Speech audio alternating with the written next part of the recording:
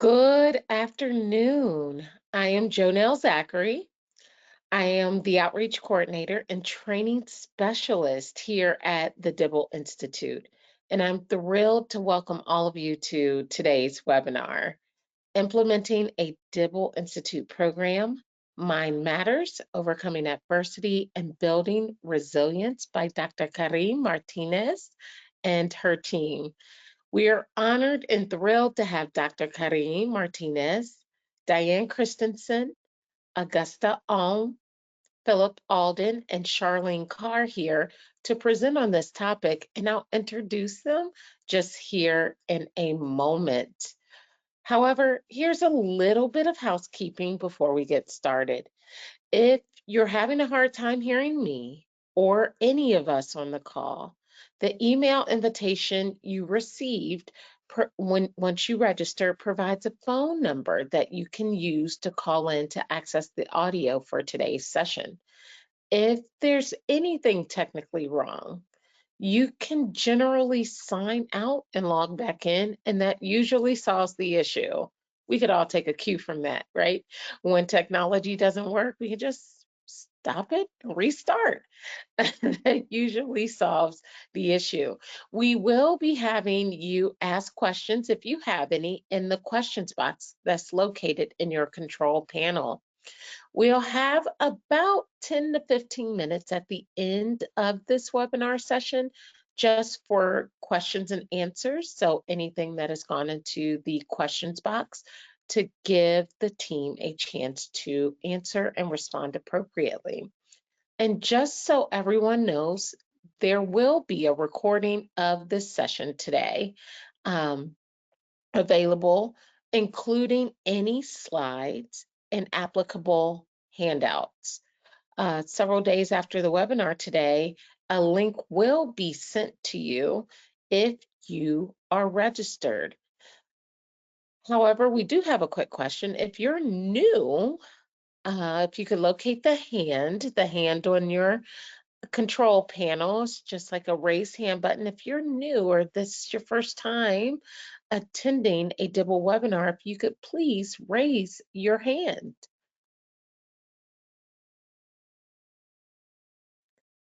For those of you who have raised your hand or didn't have difficulty finding the hand to raise, welcome. Thank you. We're so happy and excited that you are able to join us. And please, we know that life starts to happen and people get busy. So if you have someone that would like to join the webinar today, it's never too late to tell them to register and jump on the call so they can attend as well. And I thank you for that in advance. I hope you enjoy today's webinar. So we'd like to tell you a little bit about Dibble before we introduce our guest to you today. For those of you who are new to us and wondering how we got our name, or newer to us and wondering where did the Dibble Institute come from, it's from these two lovely people. On this slide, you'll see a picture of both Charlie and Helen Dibble. There they are, who are founders of the Dibble Institute. Charlie did a lot of work with youth during his retirement, and he saw a lot of them having difficulties around their relationships or when their parents were having difficulties with their relationships and how it impacted the children.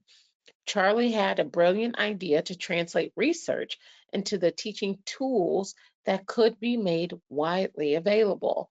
So the Dibble Institute is not a direct service provider. Rather, we develop research-based practices and make them available for direct service providers for individuals who are doing great work, such as you. We do want to talk about who we are insofar as we're a national independent nonprofit organization. This entire map here is color-coded blue because at one point there was blue and red speckles. Well, we're excited that we have clients in all 50 states who are providing direct services. At least last year, based on very, very conservative estimates, we believe our clients reached over 115,000 youth based on materials they've purchased. And we are very grateful to all of you who are here doing this very important work with young people. So thank you. We want to talk a little about our mission, and that is simply to help young people successfully navigate their intimate relationships through important information to help build their knowledge around relationship building and skill-based practices. We know that having these conversations with them can pull on a lot of different levers in their lives: pregnancy prevention, domestic violence prevention, mental health, job readiness, along with many others. In addition to our mission, we are guided by our values. We're big believers in research. All of our programs are research based. We continue to strive for evaluations on our programs to demonstrate their impact and their effectiveness. And with this, it also means that updates are made to our programs as we learn new information, exactly like the updated research that will be discussed and presented by our wonderful guest in our webinar today. Another core value that we have is that we believe in safe, stable, and healthy nurturing families of all different formations.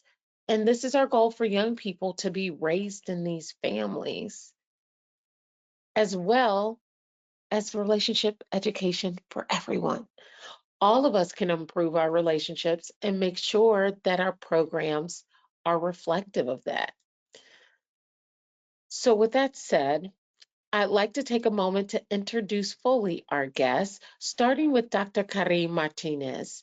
She is an associate professor in Extension, Family, Life, and Child Development Specialist at New Mexico State University in the Department of Extension, Family, and Consumer Sciences. Her program area focuses on strengthening interpersonal relationships and promoting the understanding of human development across the lifespan. She currently leads an extension behavioral health initiative centered on building capacity within the county extension agents to support mental health and well-being through programs such as Mind Matters, Overcoming Adversity, and Building Resilience. I'd also like to take just a few moments to introduce her team that will be co-presenting alongside her. First, we have Diane Christensen, who is an associate professor at New Mexico State University and serves with the Bernalillo County Cooperative Extension Service as the Family and Consumer Sciences Agent. Augusta Alm is the Extension Family Consumer Sciences 4-H and Youth Agent for San Juan County in New Mexico. Philip Alden is a County Extension Family and Consumer Sciences 4-H Agent. And last but certainly not least in our hearts, Charlene Carr is the Cooperative Extension Service Southern Pueblo Agriculture and 4-H agent.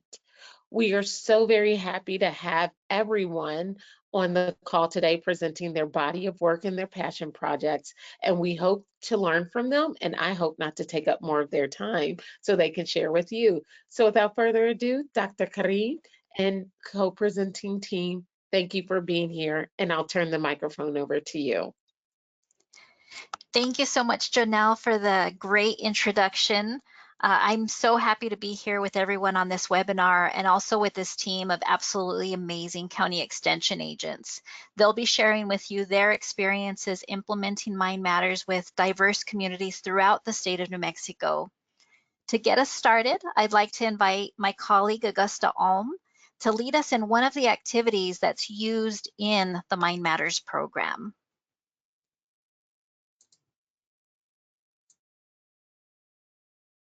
Thank you, Karim. So I would love to just take a moment with everyone that's on today to go ahead and we'll get in touch with our 5 senses. This is a self-soothing technique of grounding that we like to call 5, 4, 3, 2, 1. And hopefully that will help center us and help us throughout our webinar today. So if I could have everyone to themselves, please look for 5 things around you that you can physically see.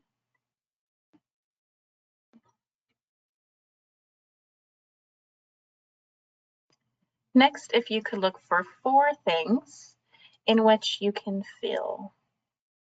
Sometimes people are a little confused by this, but I like to remind them you can feel your toes wiggling in your shoes, or you can feel the softness of the air conditioner on you.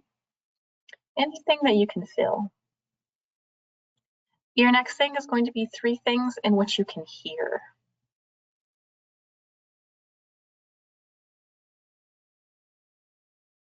Okay, and our next is 2 things in which you can smell. And our last, but certainly not least, is 1 thing in which you can taste. And that's it. I hope everyone's feeling relaxed and ready to begin our webinar. Thank you. Thank you, Augusta. So now I'd like to give a little bit of context as to why we decided to implement the Mind Matters program.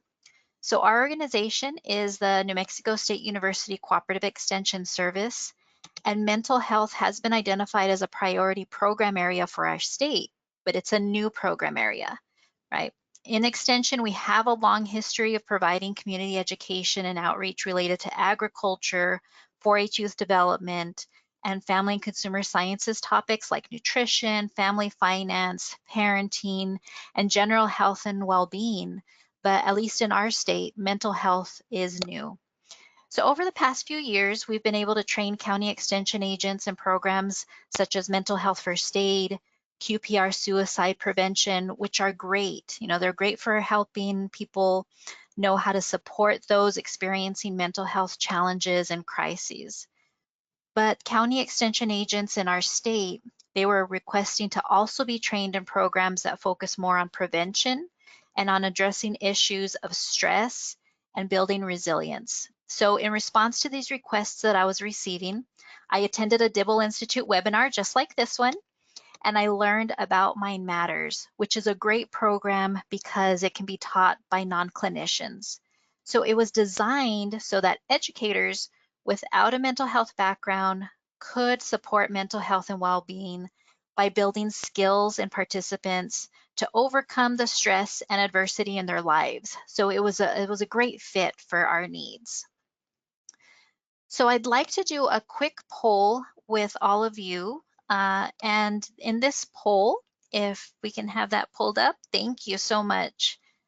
I wanted to ask, how many of you are familiar with the concept of adverse childhood experiences or ACEs? And so I'll give you all just a minute or so to answer the poll, and then we can see where you all fall in terms of this question.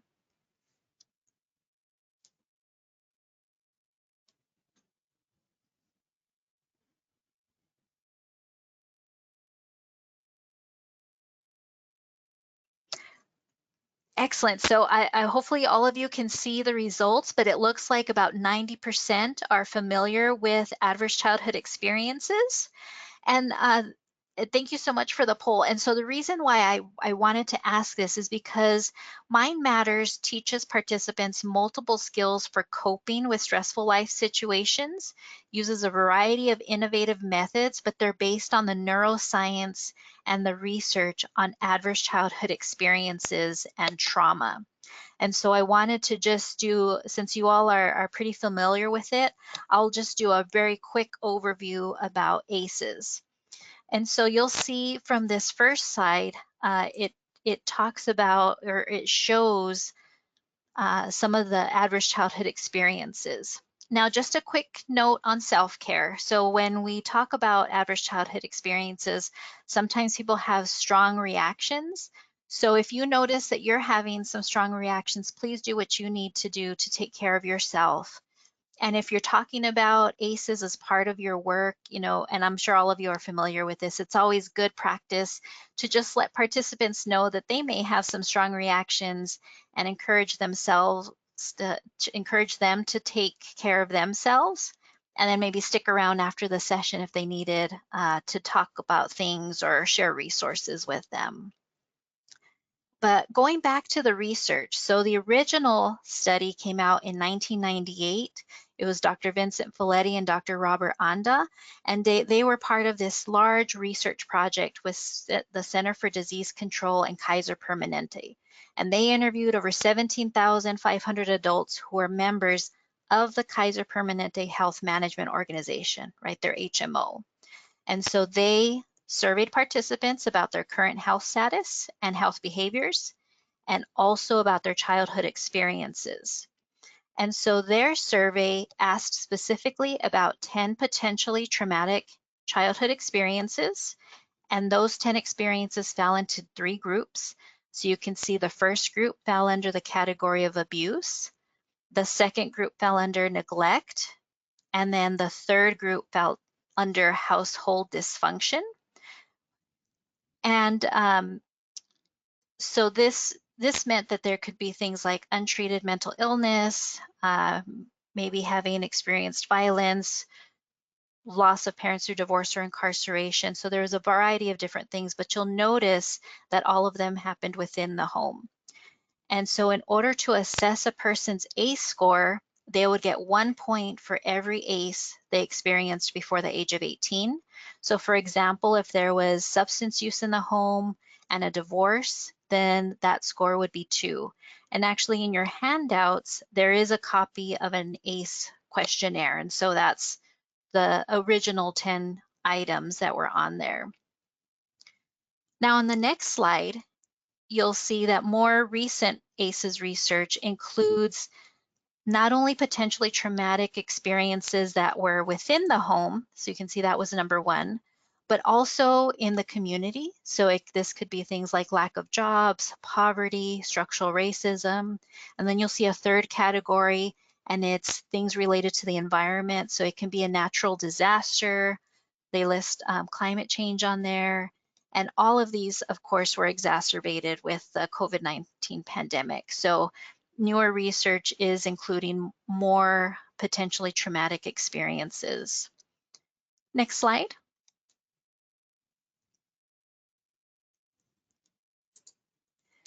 So one of the key findings of the ACEs research is that it's common. So this slide is from the original study. You can see that there was 64% of adults that had at least one ACE. But research over the years has continued to show that ACEs are common. Next slide. So the second key finding of the study was that there was a dose-response relationship between ACEs and poor health outcomes, which means that the greater number of adverse childhood experiences a person has, the greater the risk of poor physical and mental health throughout life. And of course, negative outcomes are not a certainty, but without protective factors, the risk does increase. And the reason for these poor health outcomes is because experiencing childhood trauma can significantly impact brain development. Right? When we have our fight, flight, and freeze response activated more often than it needs to be, then we're just flooded with things like adrenaline and cortisol and glucose. And that can lead to things like increased cell inflammation and a host of other negative health outcomes. So on the next slide, you'll see some examples of some of these negative health outcomes.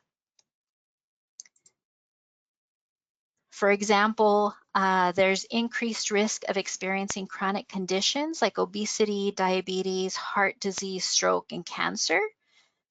For example, if you have a score of 4 or more, so that would be considered having a high ACE score, you're twice as likely to develop heart disease and cancer, 3.5 times likely to develop chronic obstructive pulmonary disease. Mental health can also be affected, so people with a score of 4 or more are 3 times likely to experience depression and 15 times more likely to have attempted suicide. People with high ACE scores are also more likely to engage in risky behaviors like smoking, drinking, substance use, physical inactivity. There's a host of risky behaviors. And then unfortunately, a score of 6 or more was associated with a reduced life expectancy of 20 years. So this is significant. And so what I appreciated about the Mind Matters program, and we'll see on the next slide, is that It recognizes that all of this is common, and so we can go to the thank you to the Mind Matters slide. It recognizes that ACEs are common, and it's focused on developing skills.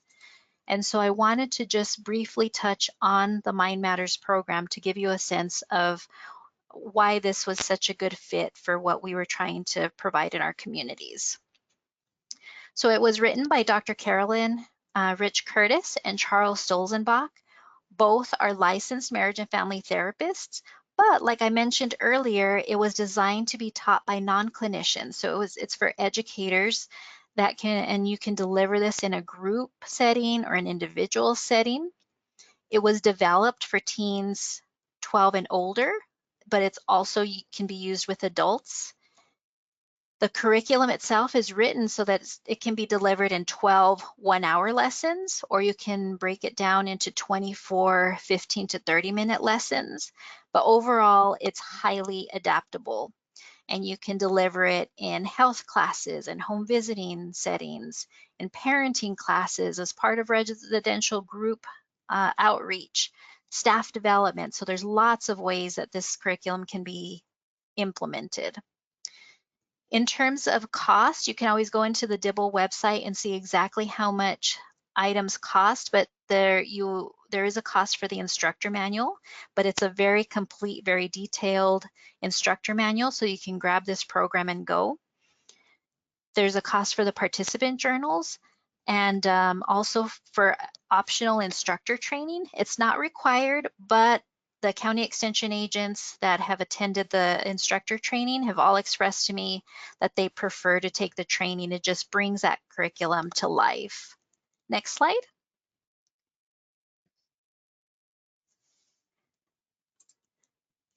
And the lessons are, they're great. And I have a list of the 12 lessons, and I'll read them just in case you're joining us by phone, just so that you can hear the types of topics that are covered. So the very first lesson is self-soothing, and we go into discover emotions, the difference between emotions, thought, and the internal journal. Building empathy, I get by with a little help from my friends, and wheel of awareness. Compassion for the hijacked brain, trauma containment and rhythm, tapping and efficient sleep, let's get moving, life of intention, code of honor and asking for help, and the ongoing journey. Now, the lessons that specifically talk about adverse childhood experiences include lesson 6, which is compassion for the hijacked brain, and lesson 7, trauma containment. And they're intentionally presented more than halfway through the program so that participants have learned multiple coping skills before talking about this challenging topic. So that way, if those strong emotions come up, maybe they can try the mindfulness activity that we did earlier. So it might be that 5, 4, 3, 2, 1 skill that they can self-soothe with. So that's how it's structured. Next slide. So again, in New Mexico, we needed a curriculum that we could take and we could run with and implement it with a variety of audiences. So we were able to provide this program to youth, families, adults, indigenous communities, underrepresented audiences, some of whom may have experienced incarceration, homelessness, substance use challenges. And in the next slide, you'll be able to see a map of where it's been implemented in New Mexico. So you can see that it's been implemented in northern, in central, and in southern New Mexico with excellent results. And so now the next part of our presentation is probably the most important part, because you'll get to hear from our extension agents their experiences of implementing the program. So we can go ahead and I'll turn it over to my colleague, Augusta Alm.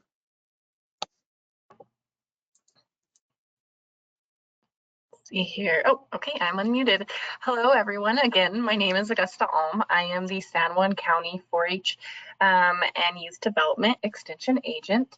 We're right up in the Four Corners, if you're not familiar with New Mexico. So I'm right where Colorado, New Mexico, Arizona, and Utah all meet up. So that's where I am, on the map of things. If I could go ahead and get the next slide, please. So I'm really excited today to share my experiences in delivering the Mind Matters curriculum and just share a little bit about what I learned from each community in which I've worked with. In San Juan County, the majority of our land, or a large majority of our land, is located on the Navajo Nation.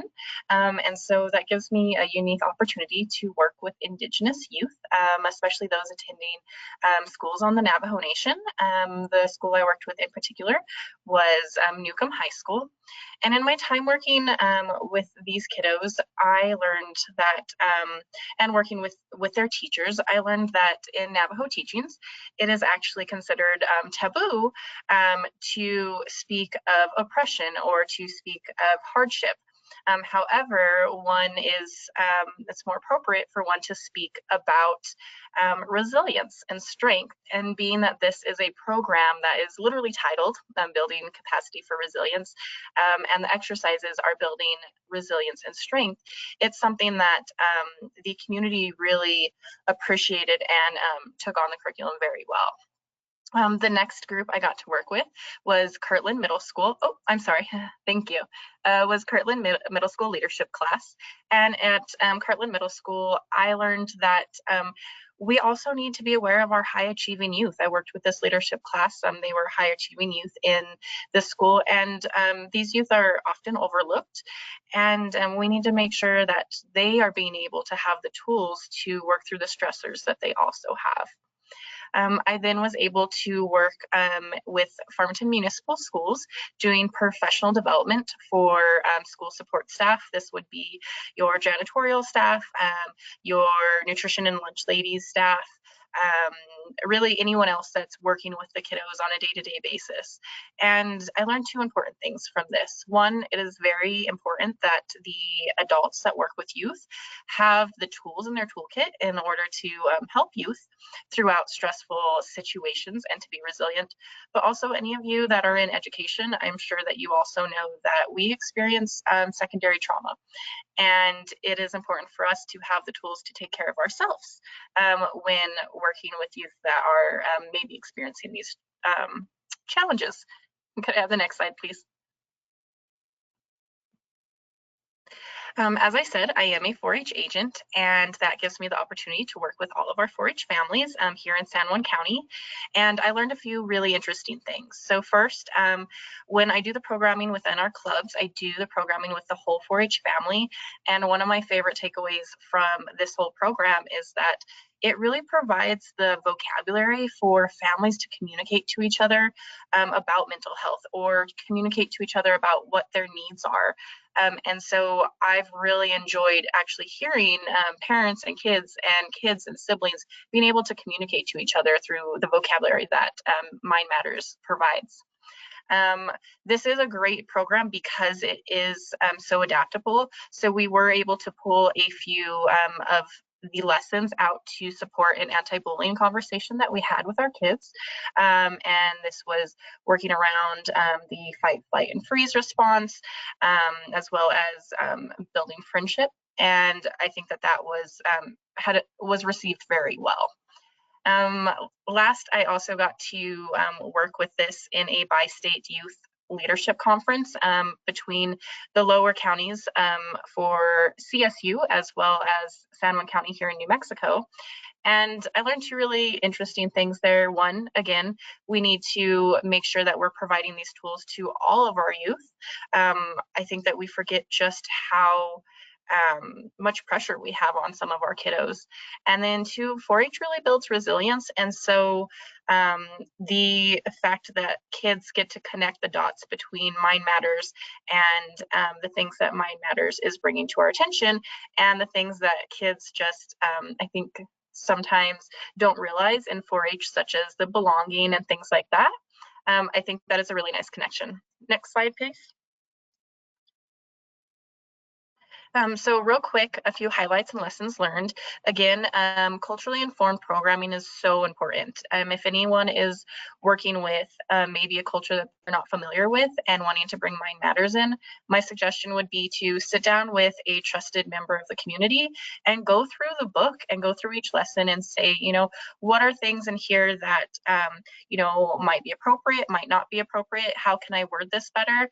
And I think that it's so adaptable that it works really well for that.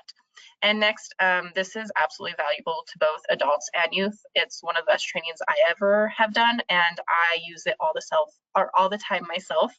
And so I think it's very valuable for any audience. And I'll go ahead and pass it on to Philip. Thanks so much. Hello, everybody.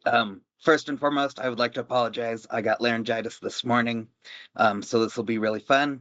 I am a 4-H family consumer science agent here in Bernalillo County. Our county houses about half the state's population, with over, I think, last count was 350,000 youth. So I work primarily with our youth through the 4-H program. Next slide.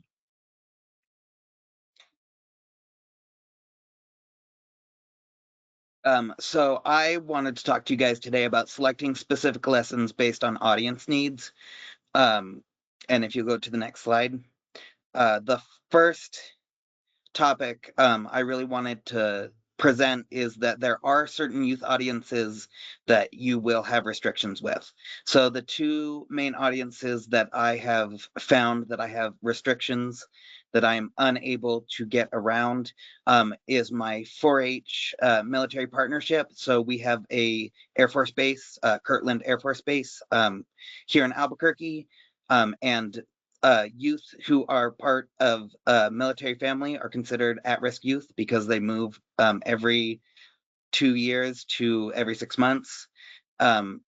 So when it comes to evaluation of programming on base and some of the lessons, like Augusta was saying, you need to tailor. And the great thing about Mind Matters is you're able to tailor curriculum, you're able to pull different curriculums or different parts of the curriculum to suit your audience needs. Another one that I work heavily with is our 4-H in the school program. So we have a school and we have several schools who are coming on board who have 4-H during the school day. So they do hands-on learning after their direct instruction. And our 4-H in the schools program, they have expressed to me, especially through the Albuquerque Public School District, that we are not allowed to handle anything that can be considered to be needed to be handled by a licensed professional. A lot of my kids in these schools are Title I, meaning they live below the poverty line. So another great thing about the Mind Matters curriculum is I am able to come in, work with the counselor at the schools, and it is such an easy curriculum to pick up that most of the time between the counselors and myself, we're able to get through it without any problems. And that satisfies the needs of those restrictions. And again, on that evaluation piece and the subject matter restrictions, Mind Matters is a great curriculum because you can tailor it to your needs. So before we go into the next slide, we are going to do another quick poll. So do you have any restrictions that would alter your delivery of the Mind Matters curriculum? So I'll give you a little bit of time and then we will go over the results.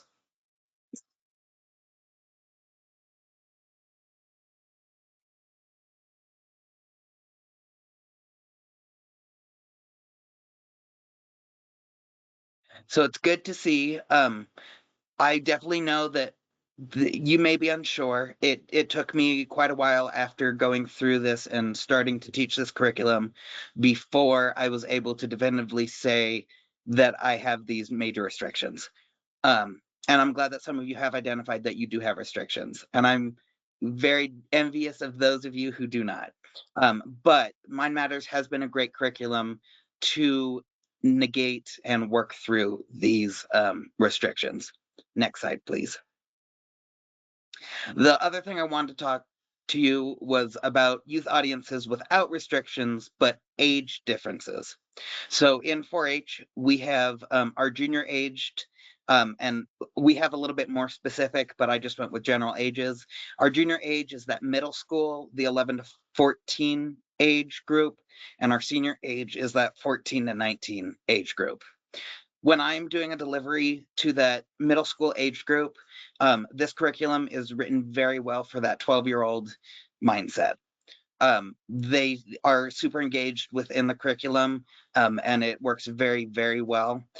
But sometimes as I'm going to my senior age children who are getting into the higher parts of high school, I've even worked with some collegiate 4-H youth who are in that 19 range. Sometimes your delivery may look different. I like to speak to my junior aged youth through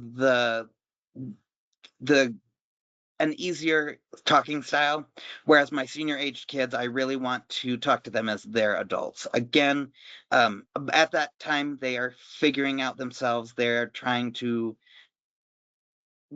age into adulthood, and I like to talk to them and talk through in a more adult manner. And again, when you're delivering this to adult audiences, you may sometimes the lessons will be tailored more to that 12-year-old age range, so you can use bigger vocabulary or more explanation to help when you're delivering those programs. Next slide. One highlight and lesson learned that I really want to touch on, if you work with schools, a big push in schools right now is social emotional learning. And guess what this fits? That social emotional learning piece. So we've seen that the implementation and to get into the schools is you come with this curriculum. It is a great, well-written curriculum. It is research-based, and you say this fits your social emotional learning needs. So Mind Matters has been great. So next, I'm going to hand it off to Diane Christensen.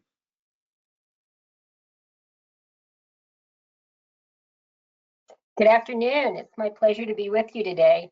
I first learned about ACEs probably 6 or 7 years ago when I was speaking at a national conference, Diabetes in Indian Country. And I just came away so grieved because the picture that was presented was just so hopeless.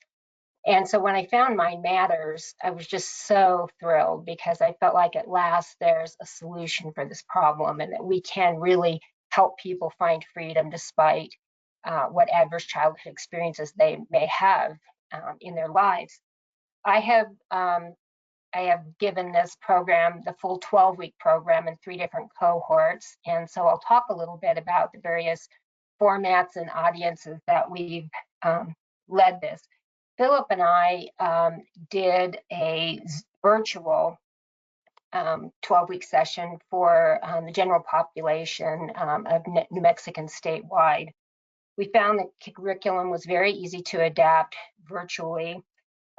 Because we were not in person, we found that it was important to stay on after the program just to check in with participants.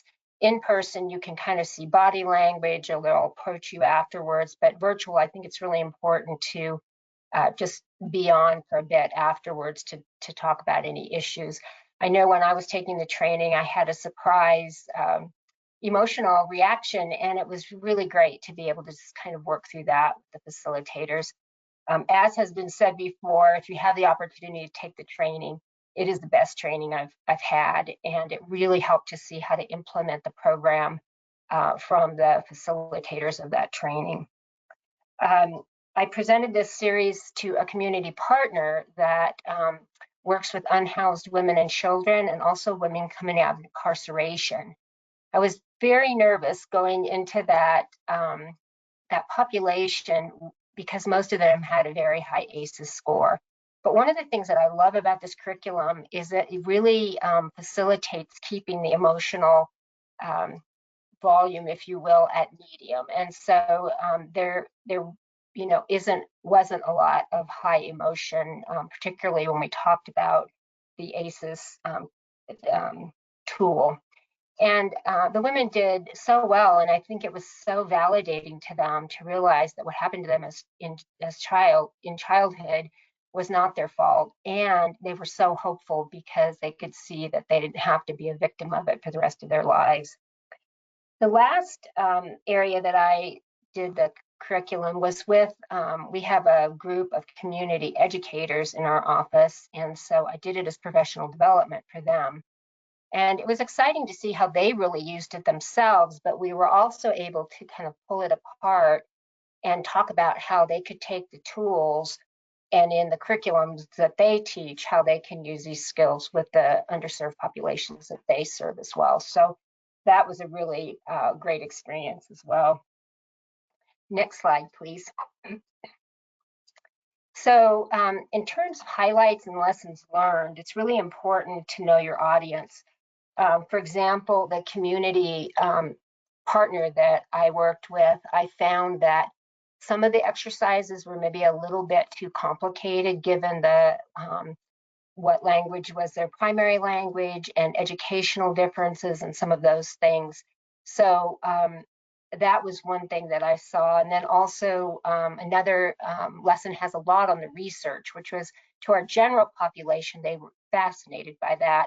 But in the underserved communities, it felt like we lost them. There, it was just a little bit too much. So one of the things that I would do with my facilitators is we would just meet a few minutes ahead, look at how much time we had, what audience we are serving. And again, it's just so flexible. We could tailor it to what we needed. Be flexible as you facilitate, again, knowing your audience and also how much time you have. I would say to do the whole lesson in 60 minutes is kind of a push. A better amount of time is 75 to 90 minutes so that you can really engage and have a discussion and so forth with your participants. It was just such a joy to see people gain freedom from this curriculum. And that was just probably the thing I love the most, is just seeing lives changed and people finding freedom. And it's just so hopeful. Thank you. I will turn it over to our next presenter, Charlene Carr.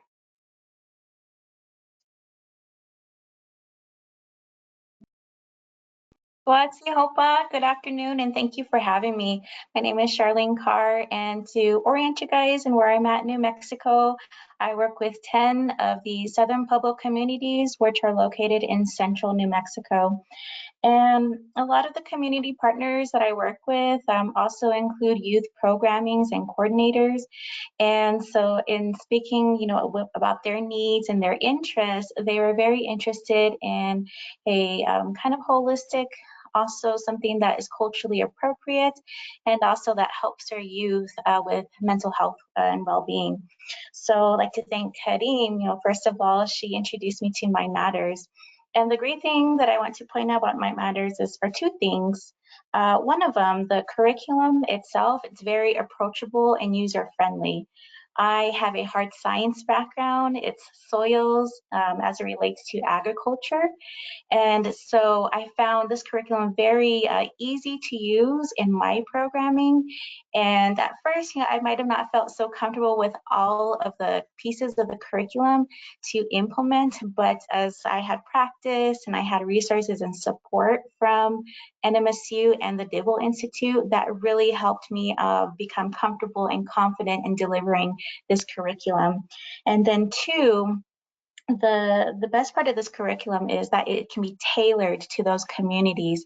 And so the video that you'll be seeing here in a little bit talks about how I've implemented it into the Pueblo Extension program and how it is tailored to those communities.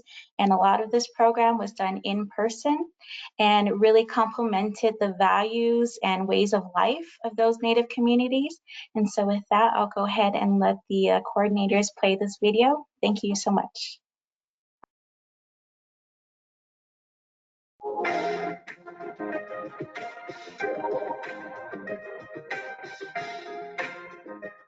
Celebrating rich cultures of living people, the Pueblo Extension, in collaboration with Pueblo communities, supports and celebrates agriculture, natural resources, youth, and their families. Through outreach and extension, participants gain skills and knowledge to meet their educational endeavors to be contributing and thriving members of their communities. NMSU Pueblo Extension takes great care to complement Pueblo's educational needs with contemporary Western knowledge that is culturally appropriate. This is where Pueblo Extension introduced Mind Matters curriculum to tribal educators and tribal youth. Mind Matters is a preventative curriculum designed by the Dibble Institute to decrease stress, trauma symptoms, and increase coping skills, which was first introduced to tribal educators at the Jemez and Zia Education Retreat in Pojoaque, New Mexico. At the end of the 2-day retreat, participants were introduced to 12 lesson plans, and 75% of participants said that their knowledge increased on this subject. And overall, 83% of participants said that they would be able to use this information they learned.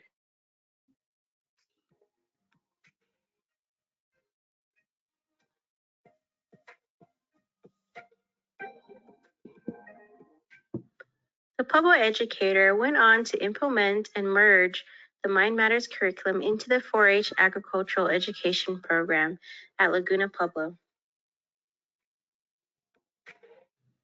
At the beginning of the first session, tribal youth gained knowledge about factors that make plants grow through visualization and hands-on activities. At the second hour, youth were asked to recall plant growing factors using the coping skills coloring. Using an outline of a blank pottery, youth were asked to use their creativity. Not only was their learning memory enhanced by coloring, they also reported that they were relaxed, had fun, and were proud of their pottery artwork that was relative to their culture.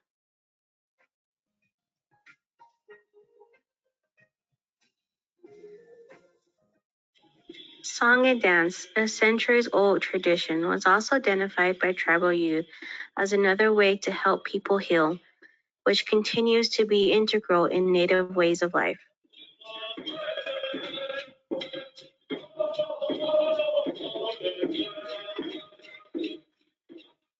In the second session, tribal youth continued their ag literacy and coping skills learning lessons through physical exercise under the Let's Get Moving skills. Whether that was breathing exercises, taking a soil scavenger hunt, or balloon racing.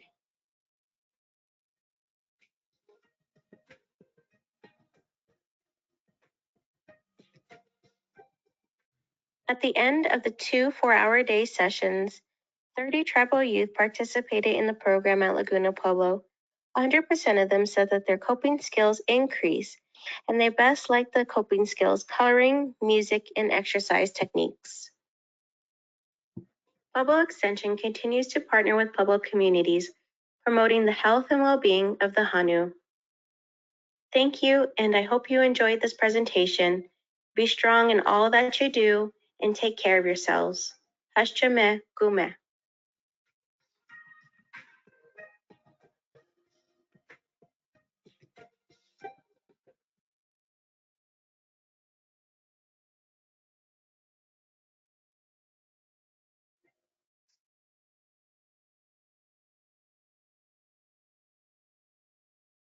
Thank you again for your time and in viewing this presentation. I hope you enjoyed it, and we are available to answer any of your questions. And with that, we'll turn it back over to our DIBEL coordinators. Thank you.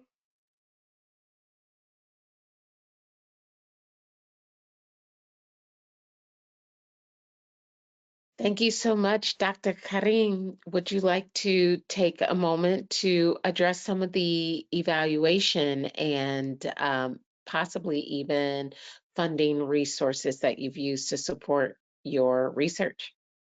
Yes, thank you. And in the interest of time, I will go through this quickly so that we can have some time for questions. But if we go to the next slide, I wanted to share a little bit about evaluation. So each of the county agents did their own evaluation, which might include a survey, or with youth, there's some different techniques. And instead of reading what's on your screen, I did want to point all of you to, in your handouts, there's a document called Compiled Mind Matters Case Studies in New Mexico. And so that has, for each of the panelists who've presented today, it has the description of their program plus some of the impacts that they were able to document through their evaluation method, whether it was a survey or whether it was talking to the participants. And you're welcome to contact me or contact them. Their contact information is on that case study. And overall, though, you can see that there has been a significant impact to participants who participated in the programs. If you go to the next slide. Again, if you want additional information, you can reach out to me and I can visit with you about funding. But basically in New Mexico, we used our extension operating budget. And then we were also fortunate to have a grant from the USDA Farm and Ranch Stress Assistance Network. And so we used that funding. But maybe if you're with extension, maybe you're interested in the NIFA CIFAR, which is Children, Youth, and Families at Risk grant, the Substance Abuse and Mental Health Services Administration, or called SAMHSA, they usually have grant opportunities. And then on the next slide, I mentioned that the DIBEL Institute also has information about grant funding opportunities and some toolkits, because that's the major hurdle for implementing a new program is the cost. And so there are a variety of opportunities to get funding for the program, especially with mental health as a priority, I think, nationwide. And Diane, I don't know if you'd like to share very quickly, or if you'd like to just share that DIBEL does take feedback into account. Yes, I just wanted to say that I just really value the DIBEL Institute, because as I was really implementing this program with adults, they were very interested in just my experiences and my perspective and my input on how they could make the program work even better for adults. So they're a lovely group and a pleasure to work with.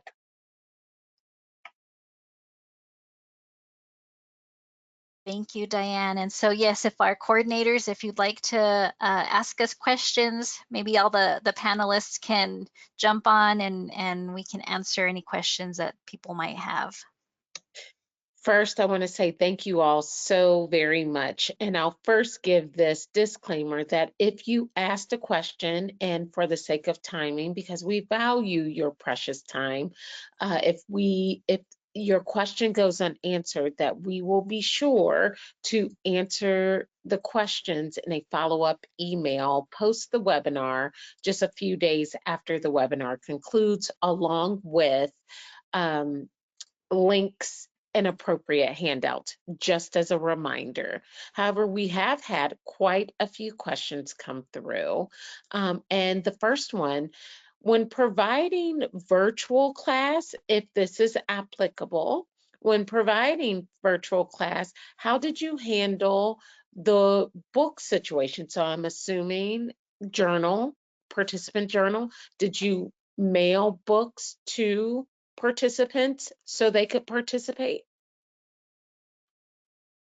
I can take this. Yes, that's what we did. Or if they were in town, they could come by our office, but I think we mostly mailed them. And did you organize a pickup date or a drop-off date, or was it as they were available, you were able to have some of your staff assistant support come in anytime, pick up anytime? Yes, that's how we did it. They could come into the office, or most of them wanted it mailed. So that's what we did. Excellent. Thank you. Another question was, how can we get the curriculum? And I can assist and support by saying you can always visit our store website. We could be sure to drop that link in the chat or in the answers box when we get a moment. And we can also ensure that we provide an appropriate follow-up directly to you with additional information for how to acquire the curriculum, or at least a sample of the curriculum, a review copy. And if you have an interest in that, it may be advantageous post the webinar to gently place that in some of the post comments so we're aware that you would like to receive that. Any other thoughts before I motion to the next question? Okay. Uh, Another question came through. In terms of adult programming, have you worked with organizations who already have groups of people, or do you advertise the program to the community? I can take this one. We have done both. Um, when Diane and I did the statewide Zoom, we pushed it out through our extension agents to get to all counties within New Mexico, and we advertised ourselves. We've also been approached, like for me, the military and the schools.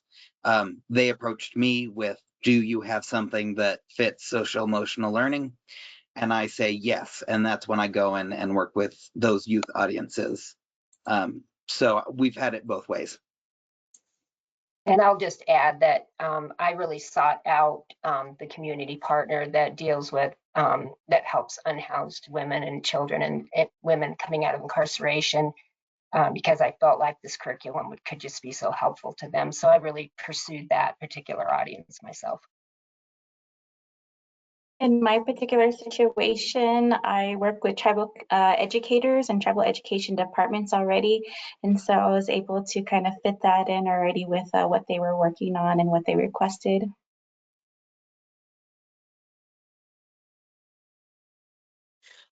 Wow, that was a robust response, and it highlighted the multiple different areas in which an individual can use the resources in the extended community to recruit and or provide additional supports for programs outside of even maybe where they thought they would think to implement. So that's great. Another question as we were talking came through, and I'll try to ask it very quickly. For any other expenses needed for activities for each lesson, do you all provide the material, or is there an index allocated for the activities? This is a multifaceted question and is contingent upon the resources and the availability of your organizational needs. We do provide resources that you can use that can help support activities and what you can use for activities.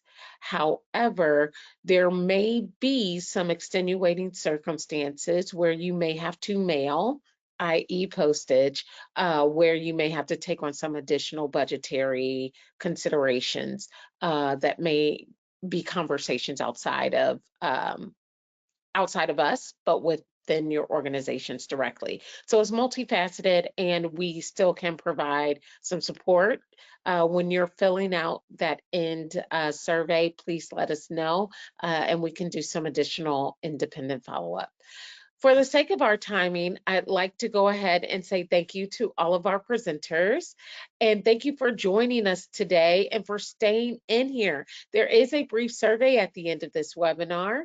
Thank you for providing the feedback.